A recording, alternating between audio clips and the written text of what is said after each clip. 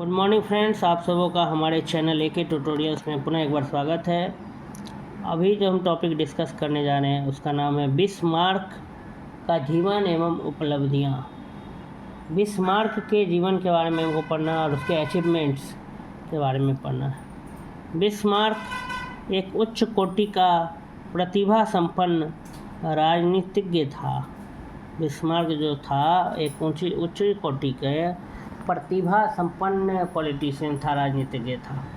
उसने अपने चातुर्य तथा राजनीतिज्ञ से अपनी चतुरता से और अपनी राजनीतिज्ञ से जर्मनी को यूरोपीय राजनीति में अत्यंत महत्वपूर्ण स्थान प्राप्त कराया। उसने अपने चतुरता और राजनीतिज्ञ से जर्मनी को यूरोपीय राजनीति में बहुत महत्वपूर्ण स्थान प्राप्त कराया।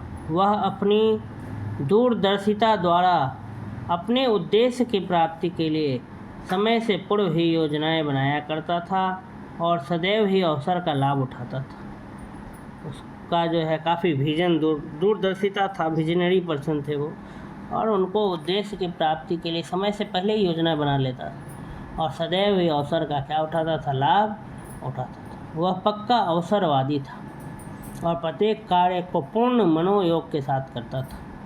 उसकी अवसरवादिता का अर्थ बड़ा व्यापक था। जिस समय बिस्मार्क ने चांसलर के रूप में प्रसा का कार्यभार संभाला, उस समय प्रसा एक साधारण व महत्वहीन प्रदेश था, परंतु उसने अपनी कार्य कुशलता से न केवल प्रसा को ही यूरोप का एक शक्तिशाली राज्य बना दिया, वरन साथ ही जर्मन साम्राज्य की भी स्थापना कर दी।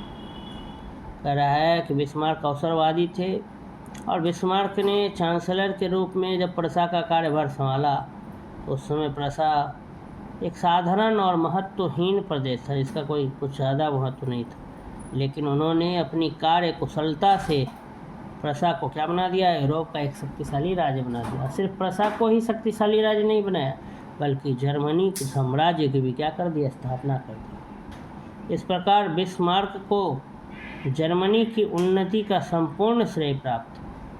जर्मनी का जो प्रोग्रेस है, अगर किसी एक खास आदमी को श्रेय दिया जाता है, क्रेडिट दिया जाता है, तो बिस्मार्क को दिया जाता है।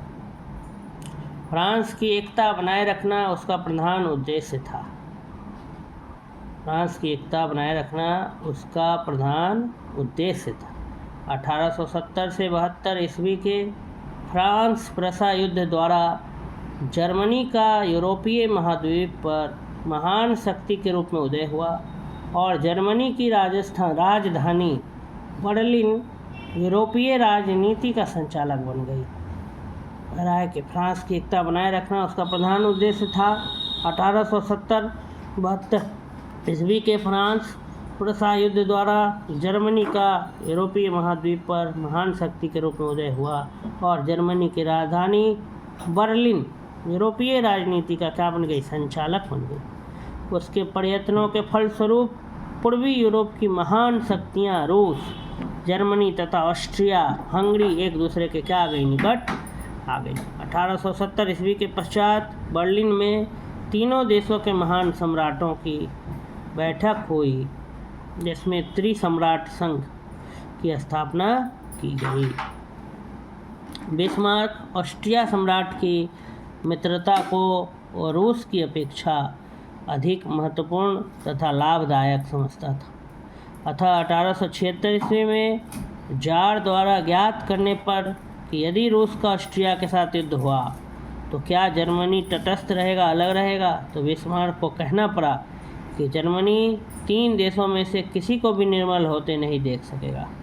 अतः वह ऑस्ट्रिया को रूस द्वारा पराजित नहीं होने देगा। सन 1878 ईस्वी के बर्लिन सम्मेलन में बिस्मार्क ने रूस के स्थान पर ऑस्ट्रिया तथा इंग्लैंड का समर्थन किया।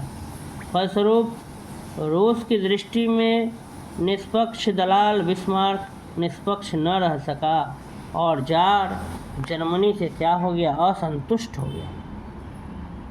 बिस्मार्क का उद्देश्य फ्रांस को इंग्लैंड और इटली से उलझाकर इटली को अपनी ओर मिला लेना था। अतः द्विवर्ग संधि में इटली के मिल जाने से त्रिराष्ट्र संधि के नाम से प्रसिद्ध हुई।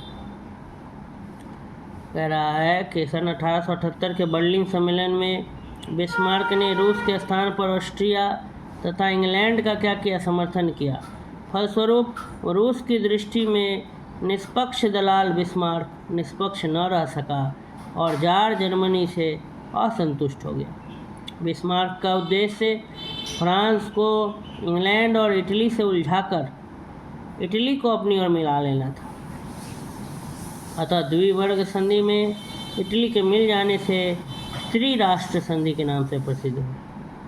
बिस्मार्क का सदैव यही उद्देश्य रहा कि प्रत्येक संभव उपाय से फ्रांस को मित्रहीन करके, मैंने फ्रांस का कोई दोस्त न रहे, मित्रहीन करके एकाकी निर्बल बना दिया जाए। परंतु वह यह भूल गया कि इस प्रकार वह स्वयं भी शांति के साथ नहीं रह सकेगा। इसके साथ ही बिस्मार्क की स्वेच्छाचारी तथा निरंकुश शासन में विश्वास था। इस कारण वह अपनी नीति के संबंध में जनमत जानने की आवश्यकता नहीं समझता था। वस्तुतः बिस्मार्क ने जर्मनी को एक संगठित एवं शक्तिशाली राष्ट्र बनाकर क्या किया, विश्राम लिया। इस प्रकार हमने देखा कि जर्मनी की उन्नति का अगर कोई श्रेय दिया जाता है तो संपूर्ण श्रेय बिस्मार्क को जाता है। जर्मनी के लिए वो हर कुछ बड़ा काम दाम दंड वे सब लगाते रहे बिस्मार्क। इस प्रकार से ये वीडियो यहीं पे समाप्त होता है। अगर आपको हमारा वीडियो अच्छा लगा तो लाइक सब्सक्राइब ज़रूर करें और अधिक से अधिक लोगों तक शेयर करें। धन्यवाद।